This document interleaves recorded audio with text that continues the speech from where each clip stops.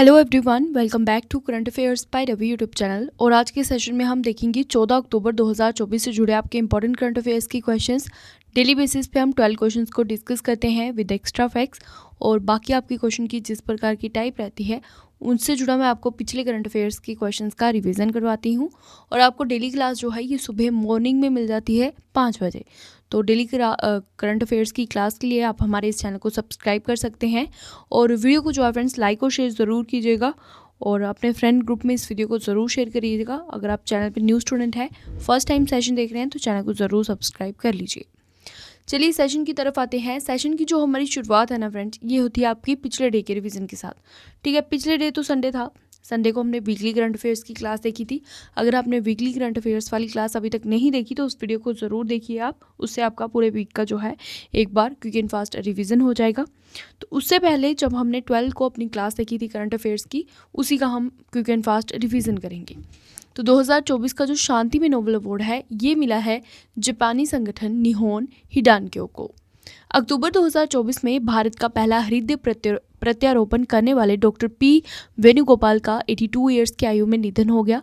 ये जो है फ्रेंड्स, इन्हें किस वर्ष में पद्म भूषण से सम्मानित किया गया था? तो इन्हें 1998 में पद्म भूषण से सम्मानित किया गया था। प्रधानमंत्री मोदी जी ने जो है भारतीय युवाओं की रोजगार क्षमता को बढ़ाने के उद्देश्य से किस राज्य में भारतीय कौशल संस्थान का उद्घाटन करा? राइट आंसर इज महाराष्ट्र के मुंबई में। अक्टूबर 2024 में प्रधानमंत्री मोदी जी ने इन्हें जो है फ्रेंड्स किस देश ने गॉड ऑफ ऑनर से सम्मानित किया है? तो लाओस ने इन्हें गॉड ऑफ ऑनर से सम्मानित करा।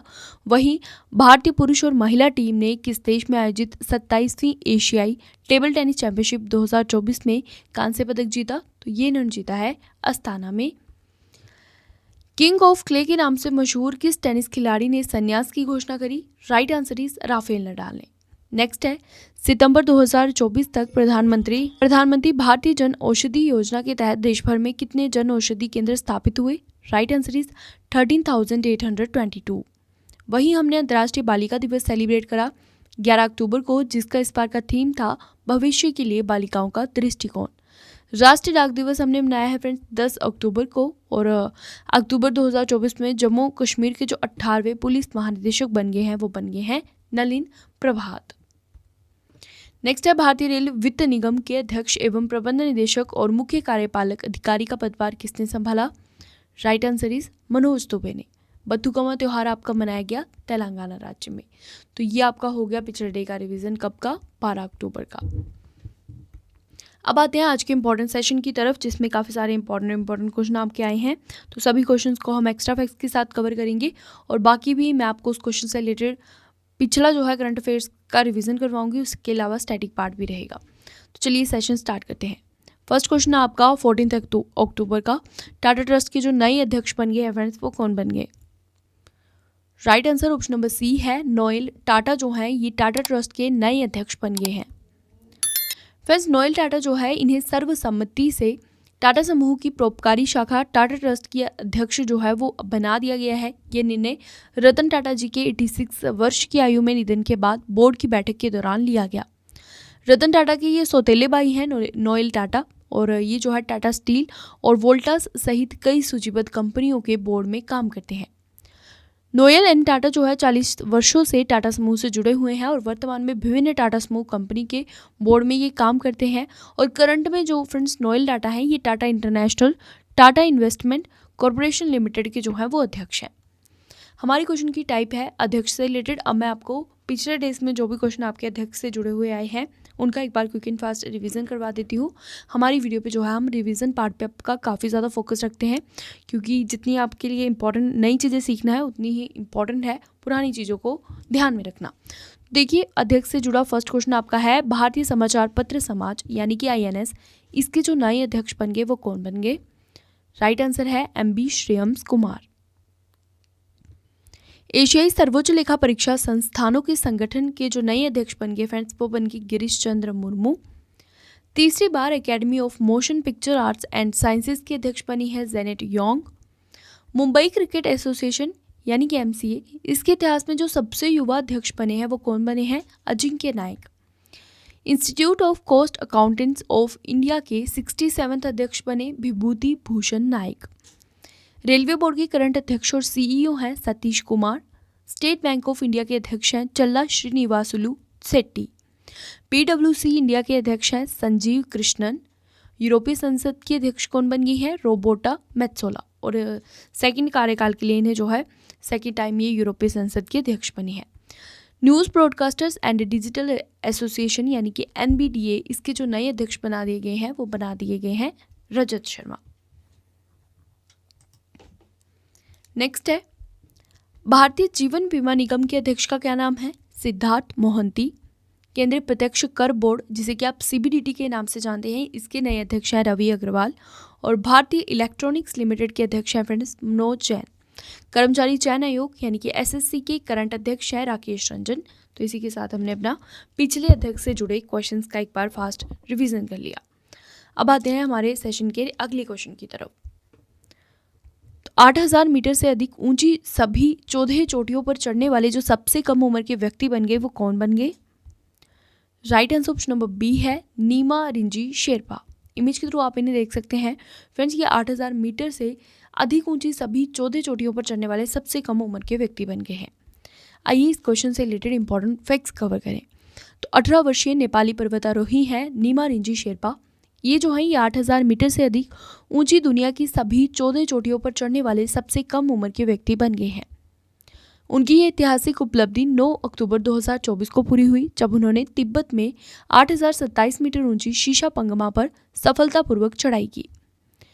नीमा रिंजी शेरपा जो है फ्रेंड्स, इन्होंने 16 वर्ष की आयु में ऊंचे पहाड़ों पर चढ़ना शुरू किया था और इन्होंने 740 दिनों में सभी 8000 पहाड़ों पर जो है वो चढ़ाई की है। तो ये जो है ये सभी 8000 मीटर से अधिक ऊंची सभी चोटियों को चढ़ने वाले सबसे कम उम्र के व्यक्ति बने हैं। तो अब मैं आपको बताऊंगी माउंट एवरेस्ट से रिलेटेड स्टैटिक जीके, क्योंकि फ्रेंड्स ये भी आपसे काफ़ी बार एग्जाम में पूछ लिया जाता है माउंट एवरेस्ट से रिलेटेड स्टैटिक जीके। तो ये पर्वतारोही से रिलेटेड हमारा क्वेश्चन था, इसलिए हम आज ये वाला स्टैटिक पार्ट कवर करेंगे। तो माउंट एवरेस्ट जो है ये किस देश का हिस्सा है? ये आपका है नेपाल का हिस्सा। माउंट एवरेस्ट पर जो चढ़ने वाले पहले व्यक्ति थे उनका क्या नाम था? तो उनका नाम था एडमंड हिलेरी, जो कि न्यूजीलैंड के थे, और तेंजिंग नोर्गे, जो कि नेपाल की थी। 1953 में जो है इन्होंने फ्रेंड्स माउंट एवरेस्ट पर ये चढ़ने वाले पहले व्यक्ति बने थे। वहीं माउंट एवरेस्ट की ऊंचाई की गणना करने वाली जो दुनिया के पहले व्यक्ति हैं उनका नाम था राधानाथ सिकदार। माउंट एवरेस्ट फतेह करने वाली पहली महिला कौन थी? तो वो थी जुंको ताबेई। माउंट एवरेस्ट के शिखर पर पहुंचने वाली पहली भारतीय महिला कौन है? तो वो है बचेंद्री पाल। माउंट एवरेस्ट पर चढ़ने वाली जो पहली दिव्यांग महिला है फ्रेंड्स उनका नाम है अरुणिमा सिन्हा। और माउंट एवरेस्ट जो है इसका पुराना नाम क्या होता था? अभी इसका नाम तो माउंट एवरेस्ट है, इससे पहले इसका पुराना नाम होता था पीक 15। माउंट एवरेस्ट की नई ऊंचाई कितनी है? तो ये है 8848.86 मीटर्स।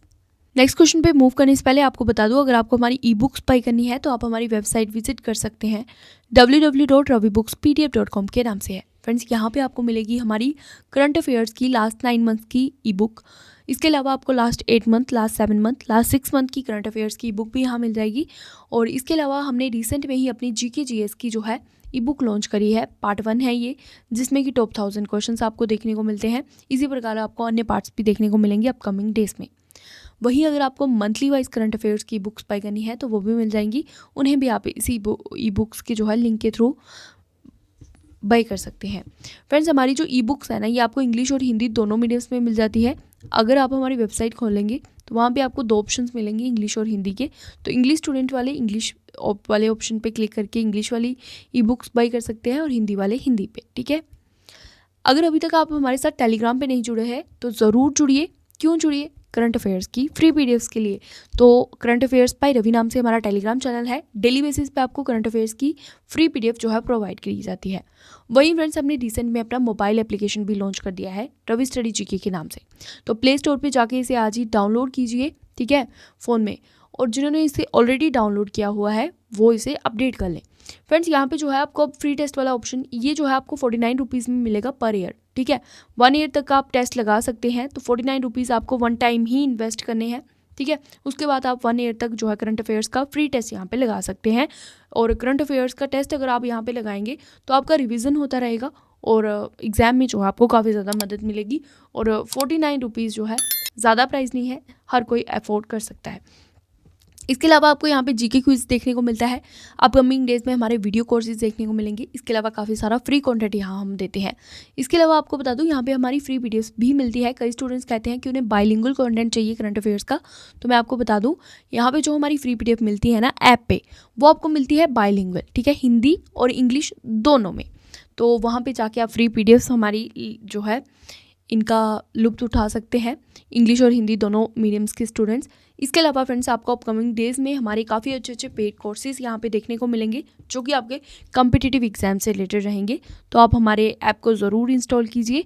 और फ्रेंड्स जो भी यहाँ पे पेड कोर्सेज रहेंगे या फिर ई बुक्स रहेंगी वो आपको एकदम रीज़नेबल प्राइजेस में मिलेंगी। कोई भी चीज़ आपको जो है ओवर प्राइस में नहीं मिलेगी। तो मैं आपको सजेस्ट करूंगी कि आप हमारे मोबाइल एप्लीकेशन को ज़रूर डाउनलोड कीजिएगा और हमारी ई बुक्स को ज़रूर बाय करिएगा, क्योंकि एग्ज़ाम में आपकी काफ़ी ज़्यादा हेल्प करेंगे। एकदम बेस्ट क्वालिटी का कंटेंट आपको दिया जाता है और करंट अफेयर्स का आपका कोई भी क्वेश्चन नहीं छूटता है, ठीक है, ई बुक्स में हमारी। तो ज़रूर आप हमारी ई बुक्स को बाय करें।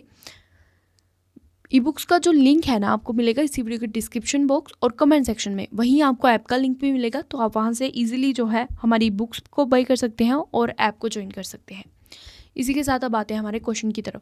तो महाराष्ट्र सरकार द्वारा कला के क्षेत्र में स्वर्गीय Vasudev Gaitonde life time achievement पुरस्कार 2024 से किसे सम्मानित किया जाएगा? Right answer option number A है लक्ष्मण श्रेष्ठ को। इंपॉर्टेंट पॉइंट्स की बात करें तो महाराष्ट्र सरकार द्वारा दृश्य कला के क्षेत्र में उल्लेखनीय उपलब्धि के लिए स्वर्गीय वासुदेव गायतोंडे आजीवन उपलब्धि पुरस्कार जाने माने कलाकार लक्ष्मण श्रेष्ठ को उनके निरंतर और समर्पित कार्य की सराहना के लिए दिया जाएगा। इसकी घोषणा महाराष्ट्र राज्य के उच्च और तकनीकी शिक्षा मंत्री चंद्रकांत पाटिल ने की। इस अवसर पर पाटिल जी ने कहा कि महाराष्ट्र में कला की समृद्ध विरासत है और राज्य के अनेक कलाकारों ने राष्ट्रीय और अंतर्राष्ट्रीय स्तरों पर जो है वो प्रसिद्धि हासिल करी है। नेक्स्ट क्वेश्चन पे आते हैं। तो भारतीय सेना ने अपना पहला ओवरहोल्ड भीष्म टैंक पेश किया है, इसका क्या नाम है? Right answer option number A है आपका T90। आइए कुछ इंपॉर्टेंट पॉइंट्स कवर करें। तो भारतीय सेना ने दिल्ली में सेना प्रमुख जनरल उपेंद्र द्विवेदी की मौजूदगी में अपना पहला ओवरहोल्ड T90 भीष्म टैंक लॉन्च किया। इस टैंक के 200 से अधिक असेंबली और सब असेंबली को खोलकर इसे जो है फ्रेंड्स दोबारा से तैयार किया गया है। 2003 से सेना का मुख्य युद्धक टैंक है T90 भीष्म, और ये जो है ये अपनी मार्ग क्षमता के लिए जाना जाता है। ये अपनी मार्ग क्षमता, गति और सुरक्षा के लिए भी जाना जाता है। T90 विश्व में जो है फ्रेंड्स ये 9.6 मीटर लंबा और 2.8 मीटर चौड़ा है और इसका वजन लगभग 47 टन है। T90 भीष्म जो है ये 125 मिलीमीटर स्मूथ बोर गन से लैस है जो कि विभिन्न प्रकार के गोले दागने में सक्षम है। टैंक के ऊपर लगी एक एंटी एयरक्राफ्ट गन 2 किलोमीटर की रेंज में लक्ष्य को जो है वो मार गिरा सकती है। तो हमारे क्वेश्चन में हमने देखा कि भारतीय सेना के द्वारा जो है फ्रेंड्स इसे पेश किया गया है ये, और ये भारतीय सेना का पहला ओवरहोल्ड भीष्म टैंक है जिसका नाम है T90। तो अब मैं आपको भारतीय सेना से जुड़े कुछ इंपॉर्टेंट पॉइंट्स कवर करवा दूं। तो भारतीय सेना की स्थापना 1 अप्रैल 1895 को हुई थी। मुख्यालय कहाँ पे है? नई दिल्ली में। आदर्श वाक्य क्या है? Service before self. और हर वर्ष हम सेना दिवस कब सेलिब्रेट करते हैं? 15 जनवरी को। करंट में जो फ्रेंड्स हमारे भारतीय सेना के प्रमुख हैं उनका नाम है जनरल उपेंद्र द्विवेदी, और हमारे जो नए उप सेना प्रमुख बन गए हैं वो बन गए हैं जनरल NS राजा सुब्रमणी। अब मैं आपको भारतीय सेना से जुड़े कुछ पिछले डेज में जो आपके करंट अफेयर्स के क्वेश्चन आए हैं उनका एक बार क्विक एंड फास्ट रिवीजन करवा देती हूँ। फर्स्ट क्वेश्चन आपका, 2024 का दूसरा सेना कमांडर सम्मेलन कहाँ पर आयोजित हुआ? तो ये आयोजित हुआ सिक्किम के गंगटोक में। भारत ओमान संयुक्त सैन्य अभ्यास जिसका नाम है अल नज़ा, इसका जो 5वां संस्करण है इसका आयोजन किया गया था ओमान के सलालाह में। नेक्स्ट इज, भारतीय सेना और भारतीय वायुसेना ने रसद कौशल को बढ़ावा देने के लिए किसके साथ एक समझौता ज्ञापन पर हस्ताक्षर किए? राइट आंसर इज गतिशक्ति विश्वविद्यालय के साथ। डिफेंस पेंशनर्स वेटरन और उनके परिवारों की मदद के लिए डिजाइन किया प्रोजेक्ट नमन जो है फ्रेंड्स इसे किसके द्वारा शुरू किया गया? भारतीय सेना द्वारा। वहीं भारतीय सेना ने पर्वत प्रहार अभ्यास आयोजित किया लद्दाख में। भारतीय सेना ने जो है किस देश के साथ संयुक्त सैन्य अभ्यास मैत्री शुरू करा? तो भारतीय सेना ने थाईलैंड के साथ जो है संयुक्त सैन्य अभ्यास मैत्री शुरू करा। नए उप प्रमुख बन गए हैं भारतीय सेना के लेफ्टिनेंट जनरल NS राजा सुब्रमणि, जो कि मैंने आपको ऊपर ही बताया। और भारतीय सेना ने कहाँ पर्यटकों के लिए खालूबार युद्ध स्मारक को खोला? लद्दाख में। नए हमारे सेना प्रमुख हो गए हैं lieutenant general Upendra Dwivedi. Next है, गाजा में चल रहे संघर्ष में भारतीय सेना की किस पूर्व अधिकारी की मृत्यु हो गई? राइट आंसर इज वैभव अनिल काले की। भारतीय सेना और पुनीत बालन समूह ने कहाँ देश के पहले संविधान पार्क का उद्घाटन करा? राइट आंसर इज पुणे में। नेक्स्ट क्वेश्चन है, किस मंत्रालय ने हिजब उत तहरीन को गैर कानूनी गतिविधियां अधिनियम के तहत एक आतंकवादी संगठन घोषित किया? तो राइट आंसर हमारा इस क्वेश्चन का रहेगा ऑप्शन नंबर बी, केंद्रीय गृह मंत्रालय ने जो है फ्रेंड्स हिजब उत तहरीन को गैर कानूनी गतिविधियों के अधिनियम के तहत एक आतंकवादी संगठन घोषित करा है। आइए कुछ डिटेल में पॉइंट्स कवर करते हैं। तो 10 अक्टूबर 2024 को केंद्रीय गृह मंत्रालय द्वारा हिजब उत तहरीन को गैर कानूनी गतिविधियां अधिनियम के तहत एक आतंकवादी संगठन घोषित किया गया। केंद्रीय गृह मंत्रालय ने एक गजट अधिसूचना में कहा कि हिजब उत तहरीन कथित तौर पर भोले भाले युवाओं को कट्टरपंथी बनाने और उन्हें ISIS जैसे आतंकवादी संगठनों में शामिल होने के लिए एक तो प्रेरित करता है और दूसरा आतंकवादी गतिविधियों के लिए धन जुटाने में भी शामिल है। अगर बात करें हम फ्रेंड्स गैर कानूनी गतिविधियां अधिनियम की, तो ये भारत का एक कानून है जिसका कि मुख्य मकसद क्या है? देश की अखंडता और संप्रभुता के खिलाफ होने वाली गतिविधियों को रोकना। इस कानून को हम आतंकवाद विरोधी कानून के नाम से भी जो है जानते हैं। नेक्स्ट आपका, केंद्र सरकार ने बिहार के किस जिले में दूसरे बाघ अभयारण्य के लिए अस्थायी मंजूरी दे दी? राइट आंसर है ऑप्शन नंबर बी, कैमूर में। आइए इंपॉर्टेंट पॉइंट्स कवर करें। तो केंद्र सरकार ने कैमूर जिले में बिहार के दूसरे बाघ अभयारण्य के लिए स्थायी मंजूरी दी है। कैमूर वन्यजीव अभयारण्य को बाघ अभयारण्य में तब्दील किया जाएगा, जिसमें कि मौजूदा वाल्मीकि टाइगर रिजर्व में बढ़ती आबादी को संबोधित किया जा सकेगा, जिसमें फ्रेंड्स 54 बाघ हैं। कैमूर के जंगल जो है ये बिहार में सबसे बड़े हैं, जो कि 1134 वर्ग किलोमीटर में आपके फैले हुए हैं और राज्य में सबसे अधिक जो है 34% हरित क्षेत्र है। वहीं अगर हम बात करें बिहार की, क्योंकि बिहार के कैमूर जिले में दूसरा बाघ अभयारण्य जो है ये अस्थायी रूप से इसे मंजूरी मिली है। तो ये बिहार का आपका मैप है। कैपिटल की बात करें तो पटना इसकी कैपिटल है। नीतीश कुमार लगातार 9वीं बार यहाँ के मुख्यमंत्री बन चुके हैं और राज्यपाल हैं यहाँ के राजेंद्र आलेकर।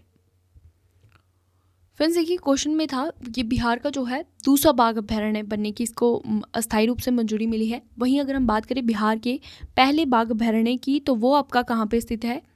पश्चिम चंपारण जिले में स्थित है। यहाँ पे लिख रही हूँ, चंपारण जिले में स्थित है। नाम क्या है? Valmiki tiger reserve. ठीक है, वाल्मीकि टाइगर रिजर्व। नेक्स्ट पे आते हैं। तो विश्व प्रवासी पक्षी दिवस 2024 में कब सेलिब्रेट किया गया? तो हमारा राइट आंसर इस क्वेश्चन का रहेगा ऑप्शन नंबर ए, 12 अक्टूबर को सेलिब्रेट करा गया। आइए कुछ इंपॉर्टेंट पॉइंट्स कवर करें। तो विश्व प्रवासी पक्षी दिवस एक द्विवार्षिक वैश्विक कार्यक्रम है जिसका मुख्य उद्देश्य प्रवासी पक्षियों और उनके आवासों के संरक्षण की आवश्यकता के बारे में लोगों में जागरूकता बढ़ाना है। 2024 में विश्व प्रवासी पक्षी दिवस जो है फ्रेंड्स की 11 मई से और 12 अक्टूबर को मनाया गया।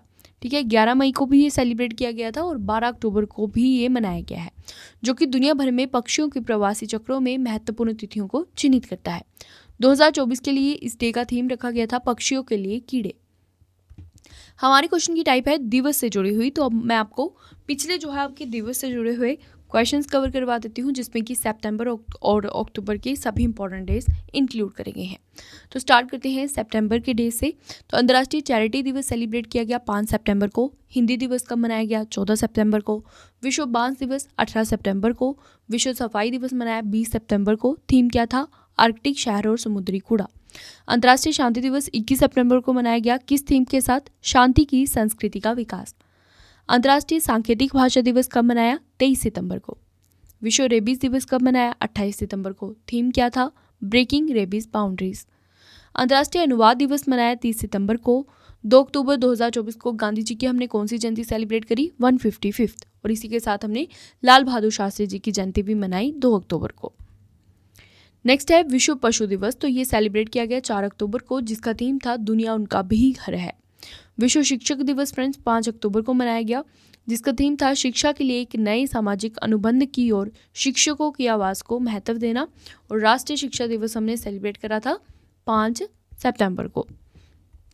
विश्व सेरेब्रल पाल्सी दिवस हमने 6 अक्टूबर को मनाया। थीम था #यूनिकली-CP। विश्व प्रवास दिवस 7 अक्टूबर को मनाया गया और ये अक्टूबर के प्रथम सोमवार को सेलिब्रेट किया जाता है। इस बार का इस डे का थीम था बेहतर शहरी भविष्य बनाने के लिए युवाओं को शामिल करें। फ्रेंड्स, विश्व कपास दिवस हमने 7 अक्टूबर को सेलिब्रेट करा। विश्व मानसिक स्वास्थ्य दिवस हमने 10 अक्टूबर को मनाया। राष्ट्रीय डाक दिवस हमने 10 अक्टूबर को मनाया और विश्व डाक दिवस हमने मनाया 9 अक्टूबर को। अंतर्राष्ट्रीय बालिका दिवस कब सेलिब्रेट करा? 11 अक्टूबर को। थीम क्या था? भविष्य के लिए बालिकाओं का दृष्टिकोण। तो ये आपका हो गया है सितंबर और अक्टूबर के डेज एंड थीम्स का एक बार क्विक एंड फास्ट रिवीजन। अब आते हैं हमारे नेक्स्ट क्वेश्चन पे। तो गवर्नमेंट ई मार्केट प्लेस यानी कि जेम के जो नए CEO अपॉइंट हो चुके हैं फ्रेंड्स, उनका क्या नाम है? राइट आंसर आपका ऑप्शन नंबर ए रहेगा एल सत्य श्रीनिवास। इमेज के थ्रू आप इन्हें देख सकते हैं। इन्हें जो है गवर्नमेंट ई मार्केट प्लेस का नया CEO अपॉइंट किया गया है। आइए कुछ इंपॉर्टेंट पॉइंट्स कवर करें। तो वाणिज्य विभाग में अतिरिक्त सचिव एल सत्य श्रीनिवास ने सरकारी ई मार्केट प्लेस के CEO का अतिरिक्त प्रभार संभाला है। फ्रेंड्स, ये जो है ये PK सिंह की जगह लेंगे, जिन्हें कि अक्षय ऊर्जा मंत्रालय में सचिव नियुक्त किया गया था। सरकारी ई मार्केट प्लेस एक ऑनलाइन प्लेटफॉर्म है जिसके जरिए सरकारी विभाग, संगठन और सार्वजनिक क्षेत्र के उपक्रम सामान्य उपयोग की वस्तुओं और सेवाओं को खरीद सकते हैं। जेम की शुरुआत भारत सरकार के वाणिज्य और उद्योग मंत्रालय ने अगस्त 2016 में की थी। नेक्स्ट आपका क्वेश्चन है, अक्टूबर में जारी ग्लोबल हंगर इंडेक्स 2024 में भारत की कौन सी रैंक रही? तो भारत इसमें रहा 105वीं रैंक पे, यानी कि आपका option number C correct answer है। आइए कुछ इंपॉर्टेंट पॉइंट्स कवर करें। तो ग्लोबल हंगर इंडेक्स 2024 जो है इसका 2024 में 19th संस्करण जारी किया गया था। किसके द्वारा जारी किया गया था? वर्ल्ड वाइड और वेल्ट हंगर हिल्फ के द्वारा। भारत की रैंक रही फ्रेंड्स 127 देशों में से 105वें नंबर पे। वहीं चीन, UAE, कुवैत सहित 22 देश जो हैं वो इस इंडेक्स में पहले स्थान पर रहे। वर्ष 2024 में ग्लोबल हंगर इंडेक्स में नेपाल का रैंक रहा 68, श्रीलंका 56 रैंक पे, बांग्लादेश 84 रैंक पे और पाकिस्तान रहा इस रैंक में 109 पे। फ्रेंड्स, अब मैं आपको बता दूं ग्लोबल हंगर इंडेक्स के बारे में कि ये क्या बताता है। ये बताता है कि किसी भी देश में भूखमरी की स्थिति क्या है। इस लिस्ट को हर साल कंसर्न वर्ल्ड वाइड और वर्ल्ड हंगर हेल्प नामक यूरोपियन NGO तैयार करती है। दुनिया भर में अलग अलग देशों में 4 पैमानों का जो है आंकलन करने के बाद इस इंडेक्स को तैयार किया जाता है। प्रत्येक देश का GHI स्कोर 3 आयामों के 4 पैमानों पर निकाला जाता है। 2024 के वैश्विक भूख सूचकांक में 27.3 के स्कोर के साथ भारत में भूख का स्तर जो है वो गंभीर है। आते हैं हमारे नेक्स्ट क्वेश्चन की तरफ। तो अक्टूबर में लॉन्च वॉर नामक पुस्तक के लेखक कौन है? Right answer option number A रहेगा बॉब वुडवर्ड जो है फ्रेंड्स, इनके द्वारा लिखी गई है बुक वॉर।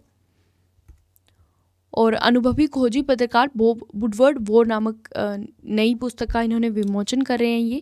ये पुस्तक जो है ये पूर्व अमेरिकी राष्ट्रपति डोनाल्ड ट्रंप, वर्तमान राष्ट्रपति जो बिडेन और रूसी राष्ट्रपति व्लादिमीर पुतिन के बीच सत्ता के गत्यात्मकता की जांच करती है। नेक्स्ट क्वेश्चन, राष्ट्रीय डॉल्फिन दिवस हमने 2024 में कब सेलिब्रेट करा? राइट आंसर रहेगा आपका ऑप्शन नंबर ए 5 अक्टूबर को। राष्ट्रीय डॉल्फिन दिवस जो है फ्रेंड्स ये हर साल 5 अक्टूबर को मनाया जाता है। इसका मकसद है डॉल्फिन के महत्व और उनके आवासों के संरक्षण के लिए जागरूकता फैलाना। गंगा डॉल्फिन को जो है 2009 में भारत का राष्ट्रीय जलीय जीव घोषित किया गया था। ये इंपॉर्टेंट पॉइंट आपने ध्यान रखना है, ठीक है। भारत का जो है राष्ट्रीय जलीय जीव क्या है? गंगा डॉल्फिन, और इसे जो है सुसु के नाम से भी जाना जाता है। राष्ट्रीय डॉल्फिन दिवस की थीम थी राष्ट्रीय डॉल्फिन दिवस पर संकल्प ले गंगा और डॉल्फिन को बचाने का। लास्ट क्वेश्चन आज के सेशन का, इसके बाद आपके लिए 2 क्वेश्चन का टेस्ट है। तो किसके द्वारा सिक्किम के गंगटोक में बहुलक्ष्य उपकरण अग्नि अस्त्र को लॉन्च किया गया? Right answer option number A है आपका जनरल उपेंद्र द्विवेदी, जो कि फ्रेंड्स हमारे भारतीय थल सेना के करंट प्रमुख हैं। इनके द्वारा फ्रेंड्स बहुलक्ष्य उपकरण अग्नि अस्त्र को लॉन्च किया गया। आइए इसके बारे में जानते हैं। तो सेना प्रमुख जनरल उपेंद्र द्विवेदी ने गंगटोक में portable multi target detonation device अग्नि अस्त्र को लॉन्च करा। इस डिवाइस को भारतीय सेना के कोर ऑफ इंजीनियर्स के मेजर रामप्रसाद RS ने विकसित किया था। इसे जो है फ्रेंड्स विशेष रूप से मल्टीपल टारगेट डेटोनेशन की सुरक्षा और विश्वसनीयता में सुधार करने के लिए डिज़ाइन किया गया और ये जो है ये 2.5 किलोमीटर की बेहतर परास यानी कि रेंज के साथ जो है वो आता है। तो यहीं पे सेशन कंप्लीट होता है 12 क्वेश्चंस का। उम्मीद करती हूँ वीडियो आपको अच्छे से समझ आया होगा। अब आपसे 2 क्वेश्चन का टेस्ट लूंगी जिसका आंसर आप कमेंट सेक्शन में देंगे कंप्लीट वीडियो को देखने के बाद। तो विश्व प्रवासी पक्षी दिवस हमने कब सेलिब्रेट करा? 4 ऑप्शंस आपके पास है, राइट आंसर आप कमेंट सेक्शन में बताएंगे। इसी के साथ आप इस दिवस का जो है थीम भी बताएंगे। नेक्स्ट है टाटा ट्रस्ट के नए अध्यक्ष कौन बने हैं? 4 ऑप्शंस आपके पास है, राइट आंसर आपने कमेंट सेक्शन में देना है। और अगर आपको ई बुक्स बाई करनी है तो वेबसाइट विजिट कर सकते हैं www.ravibookspdf.com के नाम से है। यहाँ पे आपको हमारी last 9 month, last 8 month, last 7 month, last 6 month की ई बुक मिल जाएगी करंट अफेयर्स की। इसके अलावा आपको separately monthly wise current affairs की ई बुक्स मिल जाएंगी। और रिसेंट में ही हमने GK GS की ई बुक लॉन्च करी है पार्ट 1 टॉप 1000 क्वेश्चन वाला, ये भी मिल जाएगा।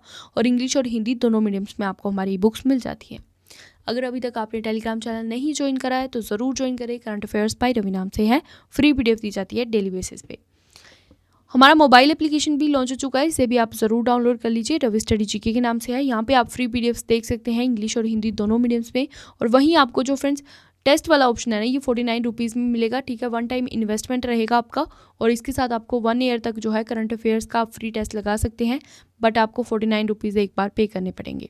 ई बुक्स का लिंक मिलेगा आपको इसी वीडियो के डिस्क्रिप्शन बॉक्स में, कमेंट सेक्शन में। ऐप का लिंक भी मिलेगा वहाँ, तो ज़रूर चेकआउट कीजिएगा। चलिए मिलते हैं नेक्स्ट सेशन में एक और इम्पॉर्टेंट करंट अफेयर्स के क्वेश्चंस के साथ। Thank you so much for watching this video.